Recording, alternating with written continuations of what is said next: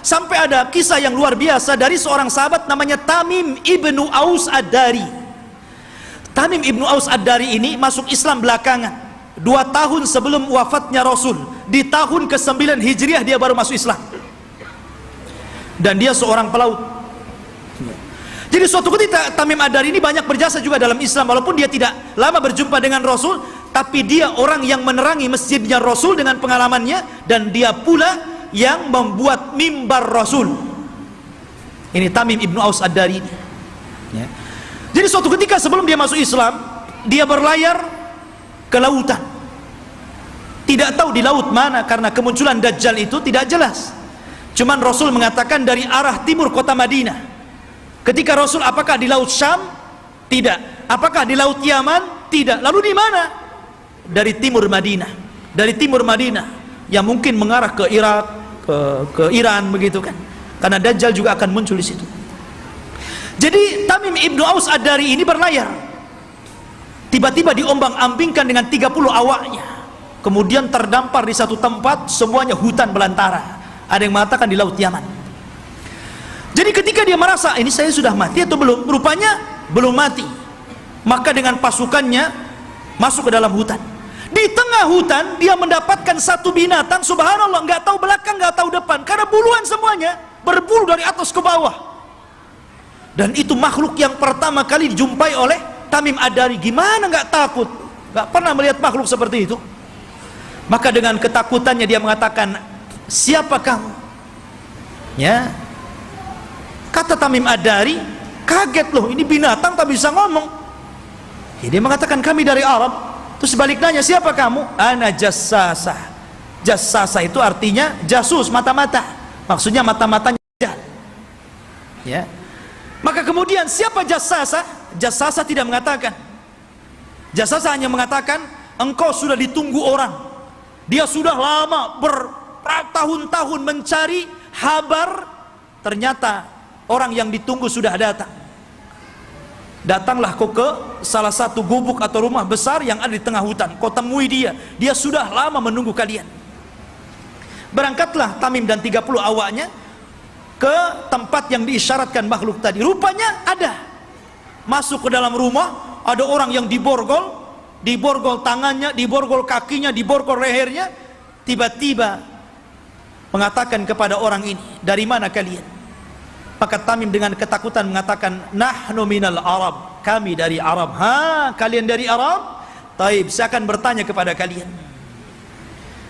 bagaimana kondisi kebun kurma Baisan? Kebun kurma Baisan, ya, ma'ruf, ya, kurmanya dulu sangat luar biasa. Kata Tamim Ad-Dari, subhanallah, kebun kurma Baisan itu kebun kurma yang kualitasnya tinggi, berbuah terus, tidak pernah nggak berbuah, saking suburnya. Maka Rasul mengatakan sebentar lagi tidak ada kurmanya.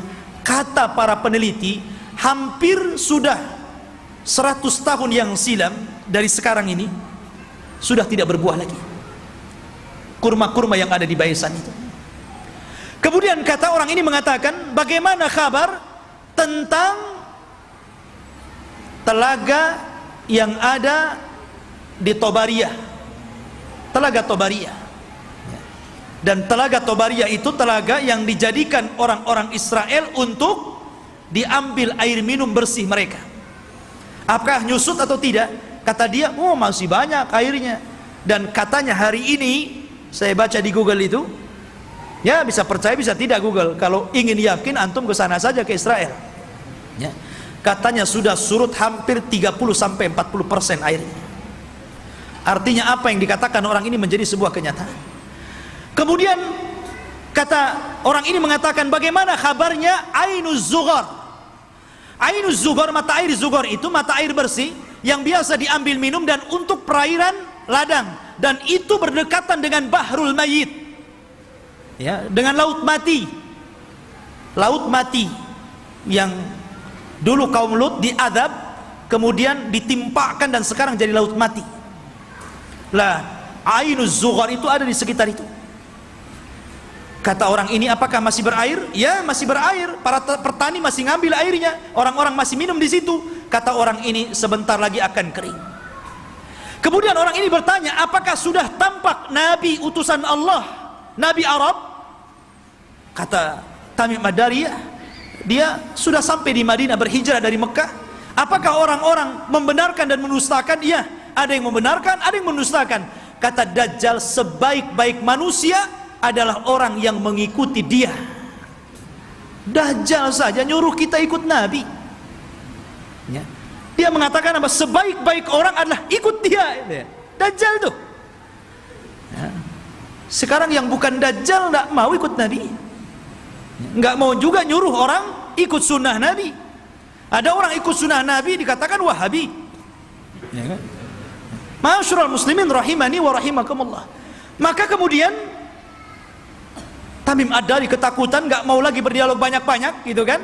Dia langsung pergi pulang, cari jalan keluar. Allah takdirkan sampailah dia ke Madinah tepat pada tahun 9 Hijriah. Kemudian masuk Islam. Disitulah dia bercerita tentang pertemuan dia dengan makhluk yang aneh itu.